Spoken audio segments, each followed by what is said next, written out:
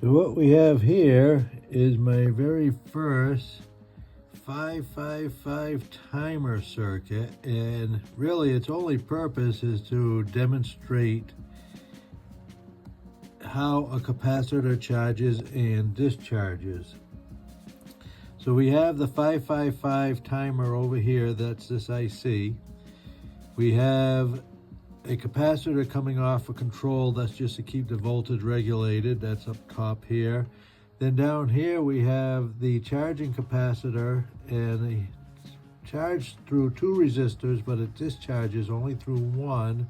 And then the output is what's turning on that LED. And the way it works is the top signal is the charging of the capacitor.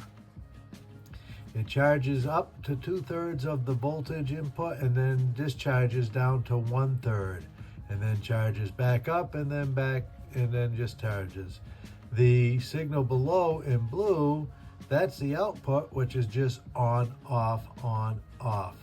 So the charging and discharging is a ramp up and then a ramp down, and you can see that the time to charge is twice what it is to discharge. Again, it's charging at 2/3 voltage, and it takes twice as long because it's charging through two resistors and discharging through one resistor. Therefore, it's a 2/3, 1/3 cycle, and that can be controlled with different value resistors and different value capacitors, and it allows you to set it up. So right now, that LED, it's on for 2/3, off for 1/3. So it's a cycle of a second. So if you were to look up here, the on to off is 1 second. And so that's the scale that we'd be working with for this. And you, like I said, you could change it and have it so that it's on for 3 seconds and off for 2, or on for 5 seconds and off for 3. And however you want to do it, all by changing the values of the resistors and the capacitors.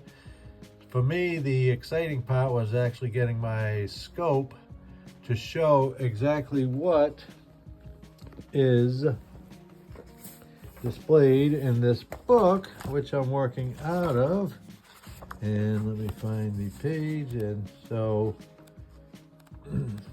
the circuitry, well, I'll show you the circuits afterward, but here are idealized scope images showing the top, which is the capacitor voltage charging, and then the output voltage of the 555 oscillator. Again, that's the chip there, and there are the signals, the charging, discharging, and the on-off of the oscillator. So this was a successful build, and now this is the pin layout of the 555 IC, and then this is the actual circuit down here. And as you can see, we have the control for voltage stability with the one capacitor, the output to the LED with a current limiting resistor to keep the LED from blowing out. And then we have the dual resistor and capacitor, what they call an RC circuit, which is the oscillator, and it's oscillating between 1/3 and 2/3 charge, and it just keeps oscillating, and it measures that with the trigger and the threshold. The trigger knows when it gets down to 1/3, and the threshold is when it reaches 2/3 charge, and that's the capacitor. And when it's on or off, controls the output, pin 3 of the IC, to turn the LED on and off. And let's do this so you can see the LED a little bit clearer. So 2/3 on, 1/3 off, for a total cycle of 1 second.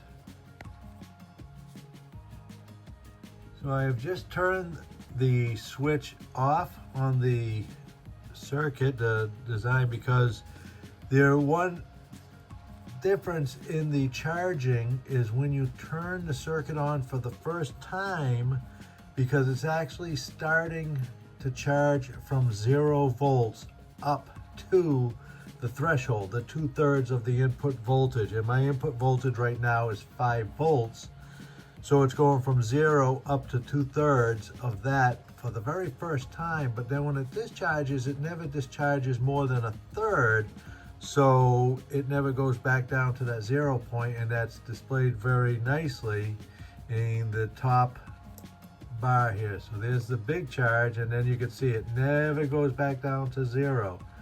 Demonstrated perfectly here on the Oscilloscope.